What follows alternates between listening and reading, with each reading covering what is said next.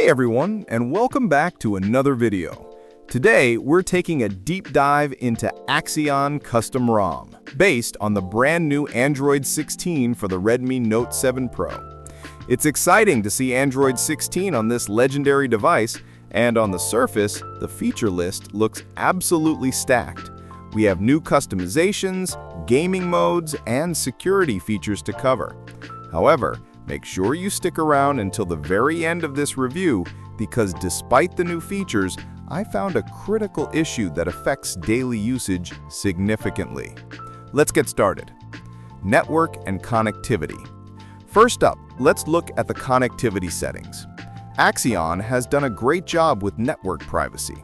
If you go into your network settings, you have a very robust Select Private DNS mode. It's not just a simple on and off switch anymore. You get a preloaded list of providers to choose from right out of the box. You can select Cloudflare, AdGuard, which is great for blocking ads system-wide, OpenDNS, Clean Browsing, and Quad9.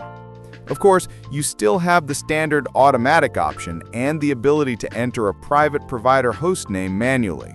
It's a small detail, but having these presets makes privacy much easier to manage. Customization, nothing OS style.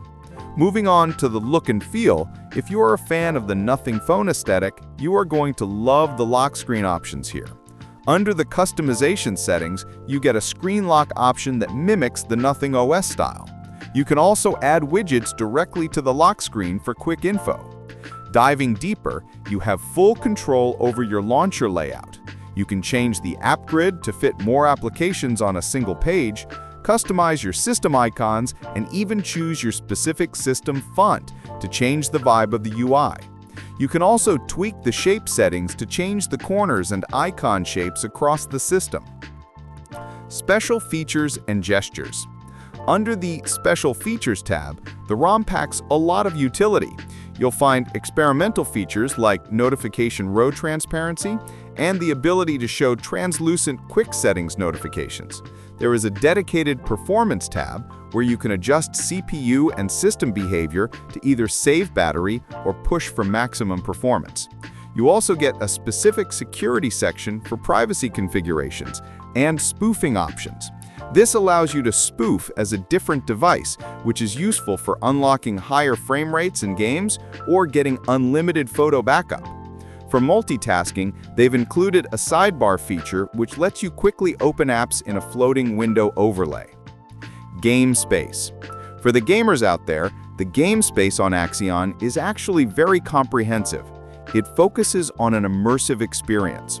You can block full-screen events so incoming calls don't ruin your game. You can disable auto brightness and keep the brightness settled so the screen doesn't dim unexpectedly.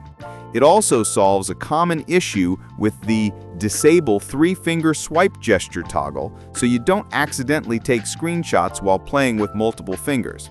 You can keep the screen awake permanently while in-game, lock gestures, and even adjust the overlay menu opacity. It also features Quick Start apps to launch your favorite games instantly. Benchmarks and SafetyNet. Now, let's talk raw numbers. We ran Geekbench on this build, and the Redmi Note 7 Pro scored 662 on the single-core score and 1663 on the multi-core score. These are decent numbers for this hardware. However, keep in mind that this ROM does not pass SafetyNet by default. This means banking apps and secure payment apps might not work without some extra tinkering and routing solutions. The major deal breaker and conclusion. And finally, we have to talk about the biggest downside.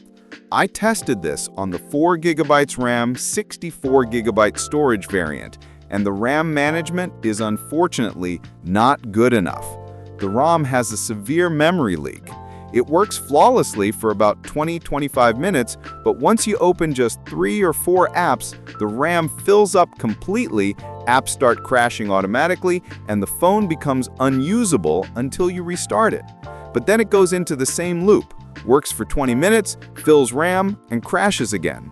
Because of this instability, I strictly do not recommend this ROM for daily usage right now.